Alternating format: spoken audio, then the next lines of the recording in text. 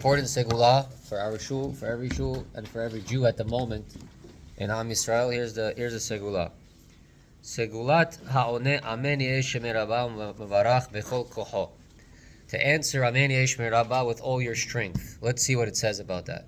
Amar Rabbi Yehoshua ben Levi shekorein lo gzar dino shel 70 shana. 70-year bad decree, chas v'shalom, if a person has, they will tear it for him if he says amen yehe Sheme Rabah with all his might. Rabbi Yehe bar Rabah amar, which means you have to go to minyan. There's no way to hear amen yehe Sheme Rabah without a minyan.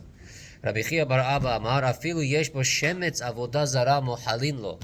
Even if a person has avodah zara, residue of avodah zara on him, they forgive him for that at the moment that he says amen yehe Sheme Rabah with all his power. Of course, you have to do tshuva, but now after you do tshuva, how do you erase what you did? So amen yehe Sheme Rabah has the power to do that if you say it with all your strength. The Reish Lakish Amar, Reish Lakish says not only that, Potchin lo sha'arei Gan Eden, they open for him the gates of Gan Eden, meaning for his tefillot, meaning for his life. You have Gan Eden. What is bechol kocho? What does it mean to say Yehe Sheme Rabah with all your strength? You have to scream? What does that mean? So it says in the Mishnah Berurah, Orach Chaim Siman Kav Vav Seif Kat Aleph, She'evi larishonim shepereshu bechol kavanato bechol evarav belev vanefesh. What does that mean? All your kavanah, with all of your evarim, which means you're not laying down when you're saying it. You're not leaning on your hand.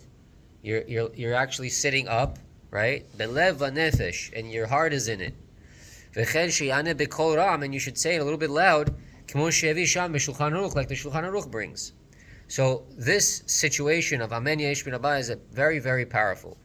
Sheyesh b'psikta b'maaseh Rabbi Yishmael ben Elisha shekeYisrael nichnasim lebetei knesiyot ve'omrim yehe Sheme Rabah b'kol ram v'vatelim kol gezerot kashot. Rabbi Yishmael ben Elisha, Kohen Gadol, he received through tradition that if anybody goes to shul and says yehe Sheme Rabah with a loud voice, they take away all the gezerot kashot of Am Yisrael from all the enemies.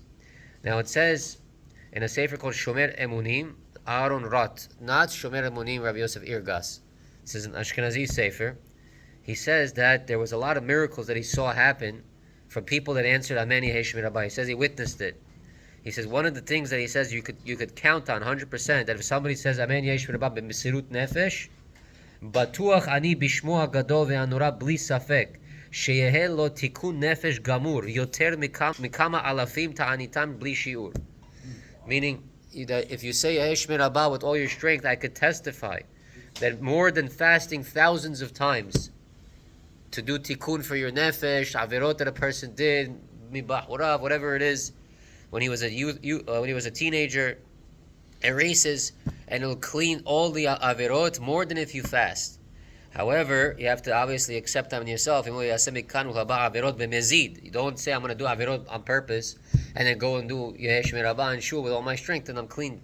But this is very powerful segulah that people take for granted. We say amen yehe Sheme Rabah hundreds of times in a week, and imagine if you just said it, even 10% of them with kavanah, even 10 of them with kavanah. Imagine how much benefit we can get from that. Now I want to say halacha now. Siman Memchet, it speaks about saying Shema inside the Korbanot. Inside the Korbanot, there's also a Shema over there. So some call it Shema de Rabbi Yehuda Nasi, others call it Shema of Korbanot. What is the purpose of that Shema being there? The purpose is that if, first of all, we're saying over there,